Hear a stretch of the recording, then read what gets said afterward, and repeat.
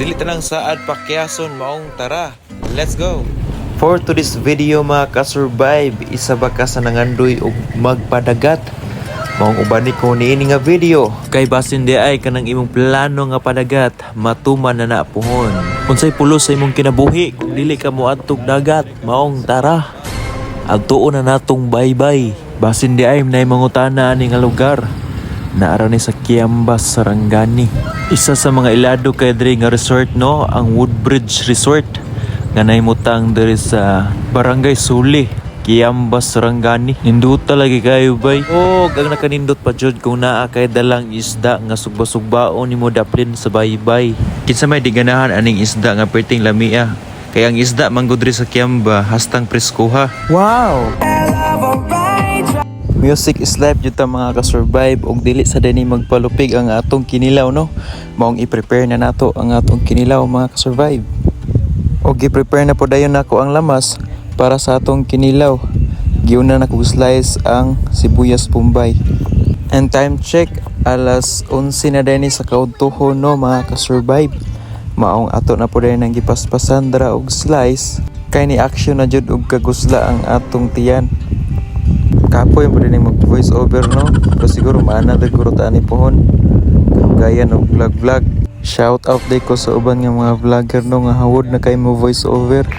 Siguro ingonani pud siguro ang ilang pagsugod no. Ug sawa na pud nadugay ako na pud din gi-slice ang luya dara. Kay kabalo ko humot jud kay ning luya sa kinilaw samot na ning sili nga halang kay sa tanan. Basta sili na gani isgutan, dili jud nato na balibaran. Isa ba ka sa ganahan aning kinilaw? Kay kini ako kinilaw mga ka-survive lahi ni nga pagkatimplada.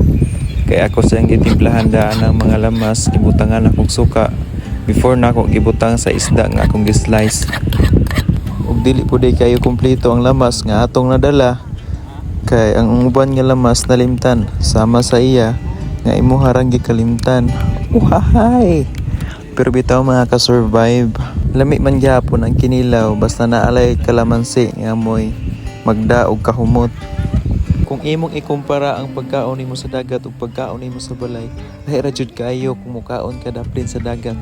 Kay imong makita ang nindot kay nga view, ang dagat, ang nindot kay nga baybay. And yes, of course, ang pinaka-importante ug pinaka-nindot kay sa feeling kung adto ka sa dagat nga kauban nimo ang imong family nga imong makabanding kauban sa pagkaon. Ug alang sa among sinugba, gisugba rin namo ang duha ka salmon o barilison. Pagkaluoy ang taong sa sinugba, giayo jud og kunis-kunis sa mga kamot. The best jud kaayo kung naa ka sa dagat mga ka-survive. Imong i-treasure, imong i-enjoy ang moment nga nakadapin sa dagat. Kay daghan kay biya nagaplano mo atog dagat para igor sa plano. Simple ra jud kay ang kinabuhi no. Kung kabalo lang jud ka mo appreciate sa mga gagmay nga mga butang, mga simple nga mga butang nga imong naandan sa imong kinabuhi. Ug atong i-enjoy ang atong kinabuhi kung unsa ang kinabuhi nga naa ka karon. Ingon gani nila kung kabalo ka mo appreciate sa gagmay mga butang, how much more sa mga dagko nga mga butang. Dako ug taas pa kayo ang panahon para i-enjoy nato ang atong kinabuhi mong. Let's go. Maligo na tagdagat kay human na matagkaon. Perfect kay ni nga panahon no. Lami jud kay muligo ning panahon na kay pretty mang ulan na. Mga ka-survive, salamat kayo sa inyong pag-follow. Og hangtod sa sunod nga higayon. Daghang salamat.